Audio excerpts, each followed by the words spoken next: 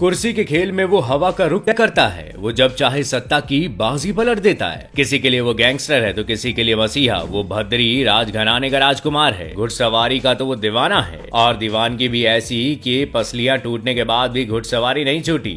वो गाड़ी, घोड़े और साइकिल से लेकर हवाई जहाज तक उड़ाता है। उस पर किसी का हुक्म नहीं चलता, क्योंकि वो खुद सब पर हुक्म चलाता है।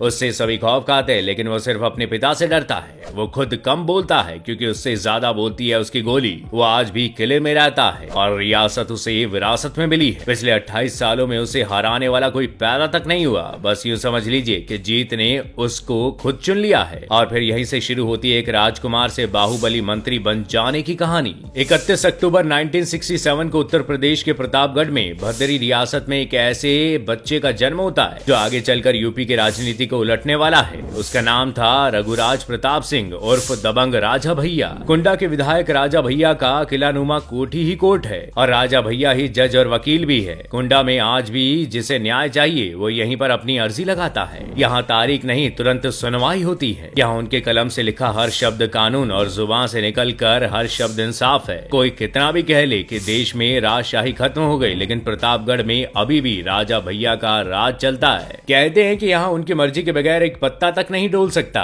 आम लोगों के लिए तो राजा भैया एक अजूबा पहेली है, और पहेली तो उनकी सफेद कोठी के पीछे 600 बीघे में फैला हुआ वो तालाब भी है, जो किसी खौफनाक रहस्य से कम नहीं है। कहा जाता है कि इस तालाब में उन्होंने मगरमच्छ पाल रखे हैं। चर्चा तो यहाँ तक ही है कि उनसे जो भी पंगा लेता है वो उन्हीं मगरमच्छ का भोजन बन जाता है। ये बात यूपी की राजनीति में पिछले 2.5 दशक से चली आ रही है, लेकिन ये बात कितनी सच है ये आज तक नहीं साबित हो सकी। इस पर राजा भैया सफाई देते हुए कहते हैं कि जिस तालाब की बात होती है उस तालाब में मछली पालन का काम किया जाता है, और इसी तालाब में हम लोग नहाते भी हैं, तो उसमें मगरमच्छ कैसे हो सकता है। इसके पीछे नरसिंहगढ़ गांव के संतोष मिश्रा हत्याकांड का मुद्दा है, और ये कहा जाता है कि संतोष मिश्रा का स्कूटर राजा भैया की जीप से टकरा गया था, जिसके बाद उन्हें पीट पीट कर मार दिया गया और फिर उसी तालाब में फेंक दिया गया। रफ्तार का राजकुमार, जिसे कभी तूफान सिंह के नाम से भी बुलाया जाता था, वो सियासत में भी अपनी तूफानी रफ्तार से ही आगे बढ़ा। 26 साल की उम्र में 1993 में पहली बार कुंडा विधानसभा सीट से निर्दलीय उम्मीदवार के तौर पर जीतकर यूपी की सियासत में कदम रखने वाले राजा भैया की छवि एक दबंग नेता के रूप में रही है। राजा भैया 1993 और 1986 के असेंबली इलेक्शन में बीजेपी के समर्थन से, 2002, 2007 और 2012 के इलेक्शन में एसपी के समर्थन से निर्दलीय के तौर पर विधानसभा में अपनी जगह इन्होंने बनाई और मंत्री की कुर्सी तक पहुंचे। सिर्फ 26 साल की उम्र में इलेक्शन जीतकर यूपी का यंगेस्ट एमएलए बनने वाले राजा भैया को कभी एक्स सीएम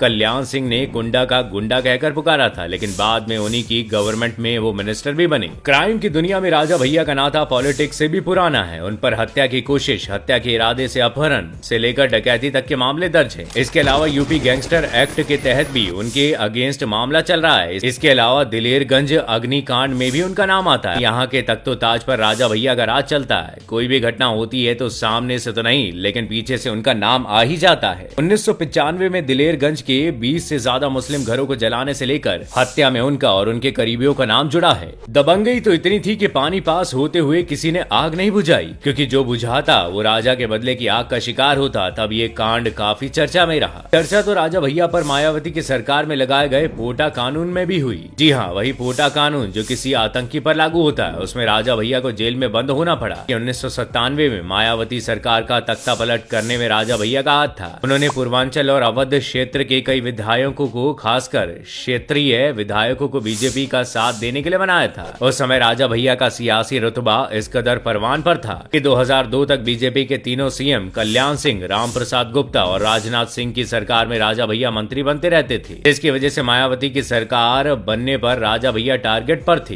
राजा भैया 18 महीनों तक जेल में रहे। इसी दौरान राजा भैया के पिता को भी जेल भेजा गया और 2004 में मुलायम सिंह की सरकार ने एक बार फिर राजा भैया को मंत्री बना दिया, क्योंकि सरकार बनाने में राजा भैया ने उसी तरह साथ दिया था जैसे 1997 में बीजेपी का साथ दिया। उस वक्त राजा भैया को सपा और मुलायम सिंह यादव का काफी करीबी माना जाता था, लेकिन 2007 में एक बार फिर मायावती सरकार बनने से साथ परेशानियां बढ़ी। लेकिन 2012 में फिर से सपा की सरकार आई और राजा भैया फिर बने। कई बार पावर लोगों के सर चढ़कर बोलने लगती है, और यही हाल राजा भैया के साथ था। मार्च 2013 में कुंडा के तिहरे हत्याकांड, जिसमें डीएसपी जियाउल हक की हत्या हुई। जियाउल हक की वाइफ परवीन ने उन पर मर्डर का आरोप लगाया और जिसके बाद उन्हें मंत्री पद से इस्तीफा देना पड़ा। लेकिन अक्टूबर 2013 में सीबीआई को कोई सबूत न मिलने पर उन्हें क्लीन क्लीन चिट दे दिया गया। और इसी बीच 2019 में सपा और बसपा के हाथ मिलाने के बाद मायावती और अखिलेश की नजदीकियां राजा भैया को अखिलेश से दूर करती चली गई। राजनीतिक गलियारों या फिर और कहीं भी राजा भैया की छवि कैसी भी हो, अपने इलाके में बहुत से लोगों के लिए वो आज भी मसीहा है। दबंग होने के बावजूद उनके समर्थकों की संख्या भी कम नहीं है। इलाके के लोग उन्हें न्याय का मसीहा मानते हैं। गाँव के मर्द, औरत और बच्चे अपनी शिकायतें और झगड़े लेकर कोर्ट के बजाय उनके दरबार में पहुंचते हैं, जहां राजा भैया तुरंत फैसला सुना देते हैं। राजा भैया का कहना है कि लोग उन्हें बड़ा गुंडा कहते हैं, बाहुबली कहते हैं, लेकिन अगर वो अपने खौफ की वजह से पॉपुलर होते हैं तो फिर दाऊद और वीरप्पन भी सरकारें बना रहे होते।